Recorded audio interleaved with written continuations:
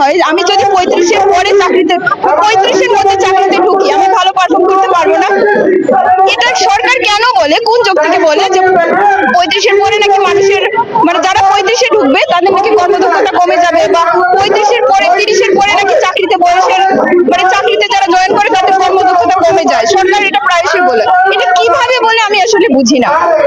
আমাকে দেখে কি কোনো অংশে মনে হয় যে আমি এটা ভালো করে পারফর্ম করতে পারবো না? অবশ্যই আমি পারফর্ম করতে পারবো। তো সরকার কেন এটা 35 করতেছে? এখানে হাজার হাজার তরুণ আছে, সবাইকে আমার দেখে মনে হচ্ছে ওরা যথেষ্ট এবং কাজ করার জন্য যথেষ্ট স্পৃহা আছে এদের। তো সরকার কেন এটা করছে না আমার আসলে মাথায় ঢোকে না। এটা উপরের মহলে ভালো বলতে পারবে, এবং আমি ওই ব্যাপারটা নিয়েছি একজন বাংলাদেশের নাগরিক হিসেবে। সরকার 35টি মেনে নিচ্ছে না, আমি ওই ব্যাপারটা নিয়েছি। আমি মানে আন্তরিকভাবে কষ্ট পাই, সরকার এটা কেন মেনে নিচ্ছে না? এত এত ছাত্রকে রোদের মধ্যে দাঁড়ায় থাকতে ঘন্টার পর ঘন্টা কেন হচ্ছে? সরকার এই ব্যাপারে গুরুত্বই দিচ্ছে না। একটা নাগরিক যদি কষ্টে ভুগে, একটা নাগরিক যদি একটা প্ল্যাকার্ড নিয়ে দাঁড়ায়, সরকারের উচিত সে বিষয়টা ভেবে দেখা। অবশ্যই সিস্টেমের দুর্বলতা, অবশ্যই সিস্টেমের দুর্বলতা। না হলে এত এত ছাত্রকে রোদের মধ্যে দাঁড়িয়ে থাকতে হয়, আজকে আমাকে এই কষ্ট করতে হয়, কষ্ট করে দাঁড়িয়ে থাকতে হয়, এটা অবশ্যই সিস্টেমের দুর্বলতা। সরকারের উপরের মহল আমাদের জন্য সচেতন না।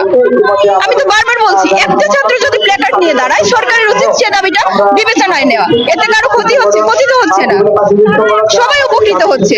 যারা আজকে যাদের বয়স আছে 30-এর মধ্যে, যাদের বয়স 35 যদি হয়, তাদের কি কোনো ক্ষতি হবে? ক্ষতি তো হবে না, ওরা বরং 5 বছর প্লাস পাচ্ছে, তাই না? এদের জন্য তো ভালো।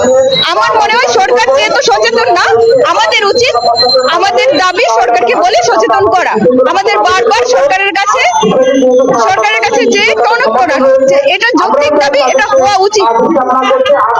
হাজার হাজার ছাত্র সমাজ আজকে এটার জন্য কথা বলছে, সরকারকে এটা নিয়ে নতুন করে ভাবতে হবে। আমার ব্যাপার যেটা হয়েছে, আমার কিন্তু করোনার সময় আমার বয়স ছিল 27 বছর বা 28 বছর।